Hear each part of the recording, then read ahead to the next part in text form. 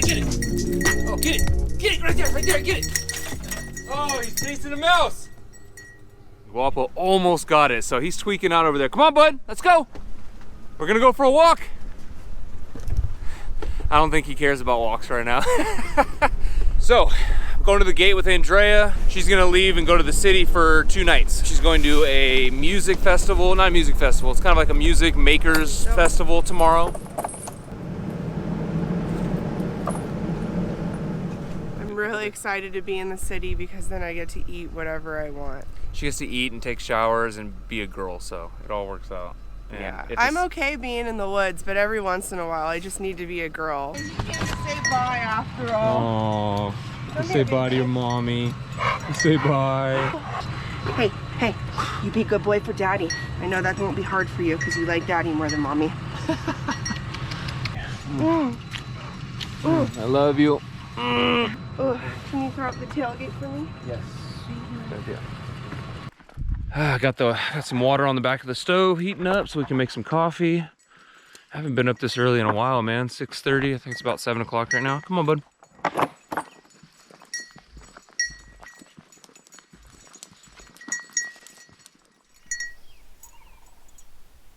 I'm not even awake yet. Get some coffee. Make some oatmeal.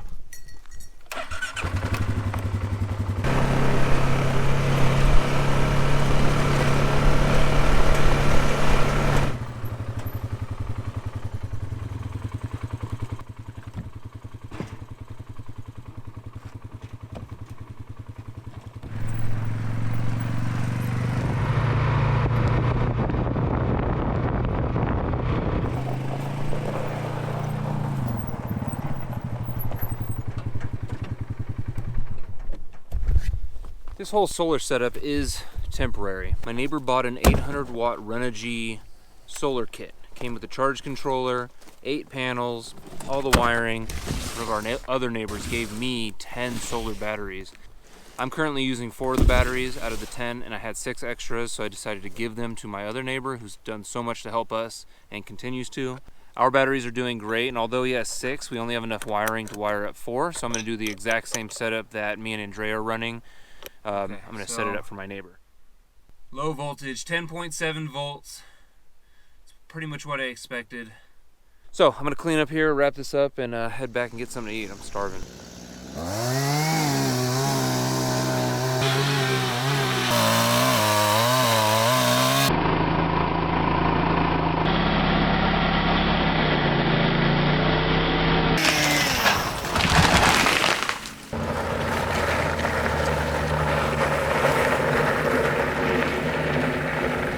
It's time for the fun part. We're gonna ignite the cabin, we'll light it up. We've stacked all the boughs, all the limbs from the fallen tree inside the doorway. Try to fill it up the best we could. So we're gonna light this up with the torch. Try to do this safely as possible.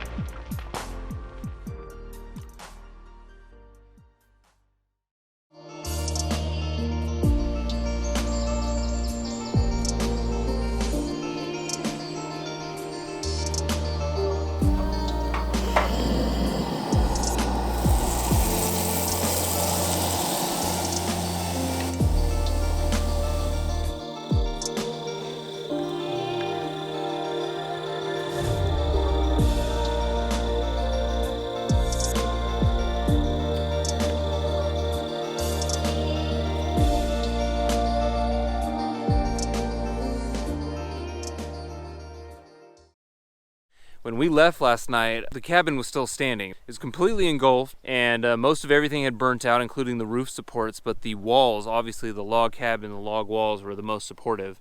They were all held in together with rebar. You can see, really funny, you can see exactly where the last wall fell. You can see the pattern of rebar and how the whole log wall was held together. And it's funny how it fell perfectly just like that. And now we have a ton of rebar for future projects, which is cool. I mean, whoever built the cabin really didn't know what they were doing. They used cement as the chinking in between the logs. And you can see that's pretty much all that's left over is the chinking, the cement chinking, and the rebar.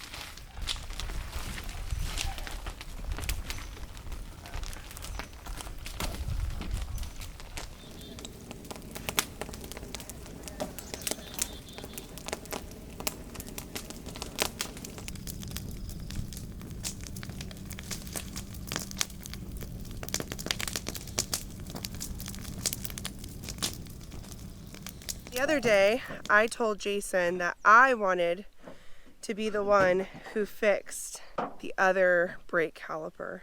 Of course, Jason's gonna teach me, like, I have no clue what I'm doing, but I just really want to learn. I feel like, you know, Jason got the really bad one done and then the driver's side started having issues, so we're just gonna replace that now. So I guess you guys will see me doing some dude shit.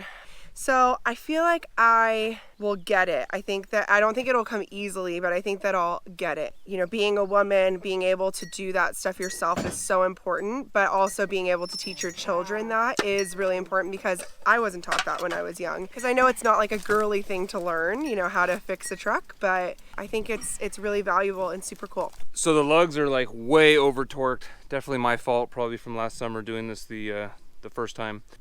Just added a pipe to our ratchet, so Andrea wants to try it for herself, and don't pull muscle in your back. Use your knees and your arms. Use your knees. There you go. Yay! There you go. So this shows the importance of having a good torque wrench, which I did not. I just torqued it by hand. I used to work at a tire shop, so I was trying to feel it out. 90 foot-pounds or 100 foot-pounds for Ford vehicles. Yeah. And I think I went over. So.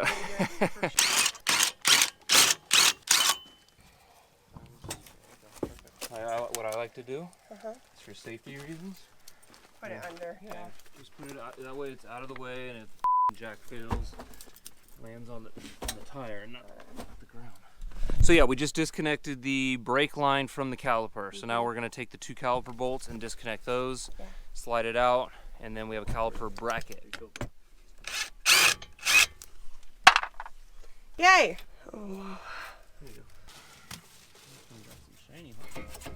Ow. Don't put your finger in there. There we go. Yes, rip it off. Yes, look at that. It's a heavy little bitch. Oh no. So that's what the new one's supposed to look like. It's just refurbished. Whoa, look at these brake remanufactured pads. New pistons with rubber seals. Where See the was- bottom part's popping out? Yeah, pop the bottom. There you go. Now slide that pin out, or the pad out. There you go. Perfect. Cool. Grab that. Okay, this will go on. Let's go. Everyone, I figured out the way to put it on right away, just so you know. Okay. Yeah. Andrea did a really good job getting the brake pads into place. They wedge into the caliper bracket, and they have their own little brackets. We'll torque it down, and then we'll attach the brake line, and we'll bleed it out. The goal is to get all the air bubbles out of your brake line. It's a sealed, pressurized hydraulic system, and you don't want air bubbles in there, because if you do, your brakes won't work. I need to compress them because those springs are pushing them out. Oh. Ouch. Okay. I'm gonna move my hand, slide it down. Okay. There you go, there you go. Perfect, right there. And then we just line it perfect right there. Okay. Okay, now it's Cool. in place. Squeeze it. See, it won't torque. There you go. Cool. All right. We wanted to go swimming today, so that's the reason why we're getting the truck done, so we can take Guapo and let him get his little outdoor bath in the lake. So hard part's done, caliper's on. I'm gonna torque everything down, throw it back together, and we're gonna bleed out the brake caliper, and we'll show you how to do that. I sit inside, pump the brake pedal 5 times, and hold the pressure down to the floor on the 5th pump, and then she's gonna open up the little bleeder valve and squirt out some brake fluid. In turn, air bubbles will come out. We do this 5 to 10 times until we have a nice steady stream of brake fluid and there's no more air bubbles, and we're good. We're done. 4, 5. Close it. Yep. That's what you want right there. Got it. Notice got that? it. If you were to put it on lopsided, yeah. you're Yeah, totally. this is what we want. And then hold it up with your foot and then just feather on the lugs by hand at first. In a star. In a star. Now once you have them started, like if I go 1, 2, 3, 4, I know I'm not gonna cross. So I'm gonna put it on the lowest torque setting and then I'll just, and it barely torques them on. Yeah. We'll call that feathering, okay? But I'm gonna let you do it. Okay. Wait, so you said push it like that? Yep. Use your foot to prop it up. Okay. And make sure you get that center hub nice and lined up. Is that right? Use your left foot and your hands to lift the wheel up onto I see. You'll feel it. There you go, right there. That's Okay. where you want. There you go. A couple spins, and then hit it with the gun. Shush. Cool. Just like that. Just feathering it on, yeah, and you do that. Go back the way you just came. Backwards. So I start here. All right, so Andrea just finished her first brake job. Turned out great. Ran into a couple difficult spots getting a bolt off and just hard to reach spots on the back side of the caliper where the pad goes. But for the most part, she did it herself. And she got smacked in the finger by one of the springs, so. It hurts really bad. It's like really swollen. Yeah, knuckle busters, right? Good job though. Cool, so we're all done here. We're just gonna clean up and head to the lake.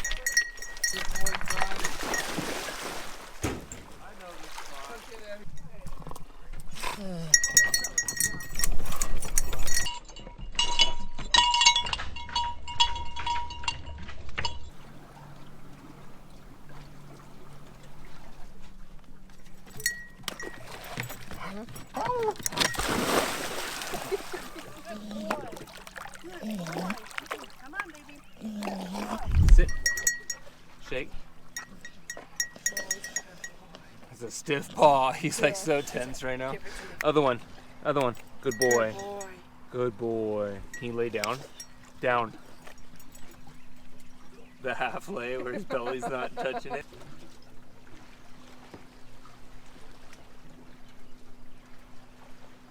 Stay.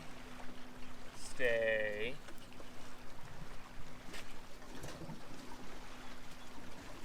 Good boy. Yeah.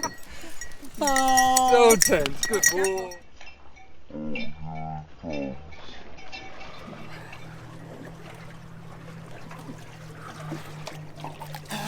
It's so weird. It feels so. Baby, don't embarrass me.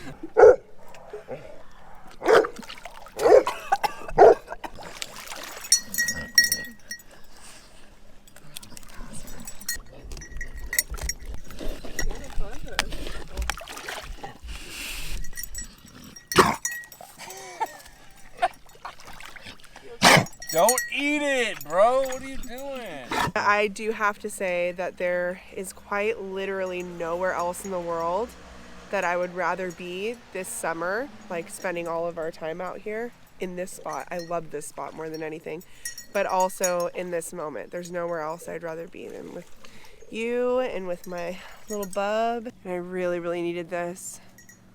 It's just a beautiful way to to spend your day, and it puts life into perspective and reminds you that you should be thankful for literally everything. I mean, I jumped in the water earlier and it was freezing cold and I couldn't breathe.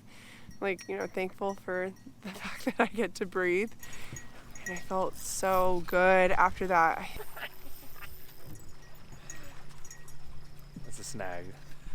It's too dark. It's a snag.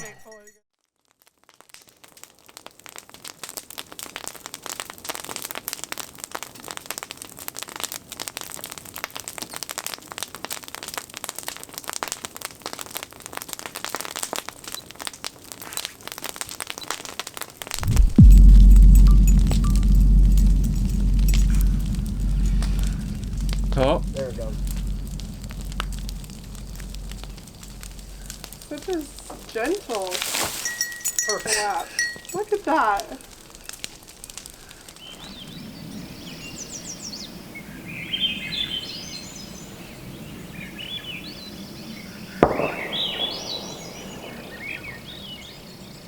Yesterday was quite the day. Word of the day was chaos. Yesterday was probably my 4th or 5th fire on this pile because I've been trying to do controlled burns, small, manageable piles. Yesterday I intended to do the same thing. Keep in mind, guys, this was a fully supervised fire. I had a fire extinguisher, we had over 110 gallons of water next to it, ready to go, rainwater that we've collected, fire extinguisher, shovel, everything. We were fully prepared. I was sitting there watching it burn. Wind was nice and calm. The fire is unpredictable, and this was a huge lesson in that, and you guys can learn from our mistake. Hold on. Hold on, babe. Stop. The other day, I was doing another controlled burn on the huge slash pile you guys are familiar with, and although we wanted to get rid of it, we didn't intend to burn it all at once, and even with full supervision while I was watching it, the fire worked its way underneath the pile, and it was covered in mud and pine needles. We could not actually extinguish it with water, and it went up within 5 minutes, the entire pile. You see one of the trees is missing because it collapsed. It burned everything. It was so high. Like, Yeah. I could not believe it. And actually, the interesting thing is the ground, the earth kind of slopes down underneath. So the slash pile was way deeper than we thought it was. And that fire just got underneath there, and it was just, it burned so fast. Yeah. It was wild. We had to hook up the trailer like emergency because we noticed the trailer was like warping. Yeah, So dude. Jason's The like, rubber okay. seal was burning off. Yeah, Like the reflectors were bubbling. It was bad. It So- was intense. So Jason's like, okay, we got to move it. We're going to move it. So we pulled everything up. We moved it quickly. We did a little bit of damage to the Airstream because we were in such a panic to Yeah, leave. we bent the front stabilizers and the stairs a little bit, but Yeah, all is well. but all is well. Yeah, it could have We're been way very worse. thankful. Yeah. I'm going to set up a tarp, get everything out of the trailer. I'm going to do a deep clean. It's time to do a deep clean, Yeah, don't you think? yeah, it's it's time to disgusting spring in clean. there. My allergies are not good. And the wood stove is officially ripped out in our It is panic. gone. So Mhm. I think it's time to take out the carpet, which will help Yep. Andrea's allergies with pet Yes. dander and the dust and smoke and all that nasty shit. And it's time to do a real spring clean. So we're gonna take everything out of the trailer and clean it. Yeah.